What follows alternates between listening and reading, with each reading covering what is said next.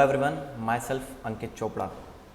तो ये मेरी सबसे पहली वीडियो है जिसमें मैं समझाने की कोशिश करूँगा कि इन्वेस्टिंग की सबसे बड़ी प्रॉब्लम क्या होती है। अगर हमने ये समझ ली और इसको क्लियर कर लिया तो ये समझ पाएंगे कि हम कितने पैसे बना सकते हैं या कितने पैसे बचा सकते हैं। तो सबसे पहला पॉइंट आता है इन्वेस्टिंग का, वो आता है सेक्रीफाइस। जैसे कि हमने इकोनॉमिक्स में पढ़ा था अपॉर्चुनिटी कॉस्ट, उसकी तरह ही है सेक्रीफाइस कि जब तक हम जो पैसे हैं जो हम कहीं और लगाने की सोच रहे थे वहाँ ना लगा के उस पैसे को इन्वेस्ट कर देते हैं तभी तो पैसा ग्रो होगा। तो यहाँ पे सबसे मोस्ट इम्पॉर्टेंट थिंग है पैसा, बचाया हुआ पैसा जो तुमने बचाया हो। तो सबसे पहला क्वेश्चन और एक एग्जांपल निकल के आता है कि अगर आज मैं कहूँ कि जो आने वाला लेटेस्ट आईफोन है ये तुम्हें नहीं लेना, आईफोन 14, तो कितने लोग रेडी होंगे? बहुत कम। सबको लगेगा भाई मैं क्यों ना लूँ। तो सब सेकंड पॉइंट यही आता है कि कितने पैसे अगले 10 साल में बन जाएं तो तुम खुशी खुशी कहोगे कि भाई अच्छा हुआ मैंने आईफोन नहीं लिया। ये 10 साल इसलिए ले रहे हैं क्योंकि वॉरेन बफेट जी ने कहा है the skill required and the intelligence required to make money in long term is nearly zero. So हमने लंबा टाइम फ्रेम लिया, मिनिमम 10 ईयर्स, क्योंकि 10 साल के वक्त में पैसा बनाना कोई बहुत बड़ी बात नहीं है। शॉर्ट टर्म में बनाना बहुत टफ है, लॉन्ग टर्म में बनाना बहुत कंपैरेटिवली ईजी है। तो घूम के उसी क्वेश्चन पे आए कि कितने पैसे मिल जाएंगे तुम्हें 10 साल बाद, तो तुम कहोगे अंकित भाई सही करा आईफोन नहीं लिया। तो सब अपनी अपनी एक फिगर सोच लो कि एक पेटी कितने पेटी बन जाए तो तुम कहोगे कि भाई सही डिसीजन रहा। एक नंबर एक फिगर सोच लो। सोच लिया? नहीं सोचा तो अब सोच लो। तो मान के चलते हैं हमारे पांडे जी हैं जो आज 20 साल के हैं और उन्होंने एक आईफोन लेना था एक पेटी का जो उन्होंने नहीं लिया। तो उन्होंने 20 साल की उम्र में एक पेटी लगा दी। तो उन्होंने बोला कि 10 गुना हो जाए भाई 10 साल में तो अपना काम चल जाएगा। तो 20 साल की उम्र में जो 1 लाख लगाए वो 30 साल बाद बन गए 10 लाख रुपए, 10 लैक्स। ठीक है। तो उन्होंने कहा यार सही है, अच्छा हो मैंने आईफोन नहीं लिया, 10 पेटी बन गई। अब 30 साल की उम्र में उन्हें लगा यार आईफोन तो नहीं लेना, अब तो घूमने चलते हैं दुबई, 10 पेटी में तो घुमाएंगे। तो मैंने कहा ना ना ना ना, जब 10 पेटी बन गई है तो अभी 10 पेटी को फिर इन्वेस्ट करो और इसको 10 गुना करो। तो उन्होंने कहा चलो ये भी करके देख लेते हैं। तो जब 10 लाख फिर से लगाए 30 साल की उम्र में और 10 गुना हो गए वो, तो ये बन गए 1 CR 40 साल की उम्र में।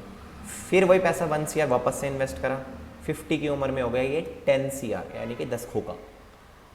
50 साल की उम्र में अगर ये हमने फिर से इन्वेस्ट करा और वो 10 टाइम्स तुक्के से हो गया, ठीक है जी, तो वो 60 साल की उम्र में 100 करोड़ बन गया।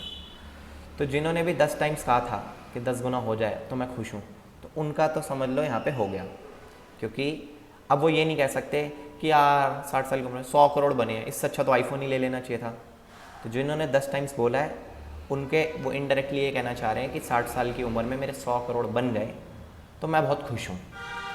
अब जिन भाइयों ने जोश जोश में बोल दिया 20 गुना कि वो 10 लाख लगा रहे हैं वो 20 गुना हो जाए, तो वो क्या कहना चाहते हैं वो मैं समझाने की कोशिश करता हूँ। 20 साल की उम्र में उन्होंने भी सेम लगाए 1 लाख, पर वो 30 साल की उम्र में 20 लैक्स हो गए पहले तो, ठीक है। फिर अगले 10 साल बाद वो 20 लाख सीधे 4 करोड़, क्योंकि इस टाइम वो 20 टाइम्स हो रहे हैं। 50 साल की उम्र में वो हो गए 80 करोड़ और 60 साल की उम्र में वो हो गए 1600 करोड़। तो जिन जिन ने जोश जोश में 20 गुना बोल दिया वो इनडायरेक्टली ये कहना चाह रहे हैं कि उन्होंने जो 20 साल की उम्र एक आईफोन नहीं लिया वो 60 साल की उम्र में 1600 करोड़ दे दी। कुछ जोशीले भाई ये भी होंगे जिन्होंने कहा होगा कि भाई मैं आईफोन तो तभी छोड़ूँ जब मेरा पैसा 100 गुना हो जाएगा।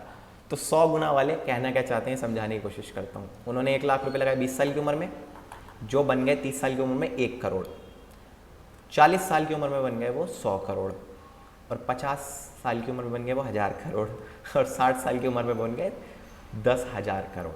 तो ये वाले भाई लोग कहना चाहते हैं कि मेरे पैसे जो आज आईफोन नहीं ले रहा मैं, वो 10,000 करोड़ होगा तभी मैं इन्वेस्टिंग करूँगा। तो ये तो ज़्यादा ही बड़े सपने हो गए।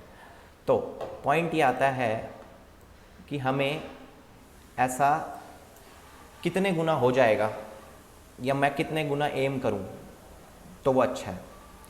तो मेरे हिसाब से बेस्ट पॉइंट ये नहीं होना चाहिए कि वो कितने गुना हो जाए, गुना तो होगा ही होगा, उससे इम्पॉर्टेंट ये है कि हमारा फोकस हो कि वो गुना की जगह ज़ीरो ना हो जाए।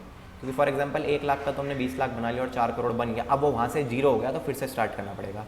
तो मोस्ट इम्पॉर्टेंट पॉइंट यहाँ ये है कि जहाँ पे भी इन्वेस्ट कर रहे हैं वहाँ पैसे ज़ीरो ना हो, मतलब कैपिटल ज़ीरो ना हो। क्योंकि वॉरेन बफेट सर के 2 ही रूल हैं। Rule number 1, never lose your capital, और rule number 2, don't forget rule number 1।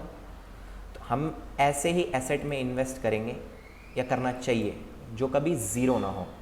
ऐसे कोई एसेट में नहीं करेंगे जो रिटर्न्स तो बहुत ज़्यादा दे दे पर बाद में जीरो होने की पॉसिबिलिटी हो। तो इस चीज़ का सबसे ज़्यादा मोस्ट इम्पॉर्टेंट ध्यान रखना है कि पैसा ज़ीरो ना हो, चाहे ग्रो कम रेट से हो।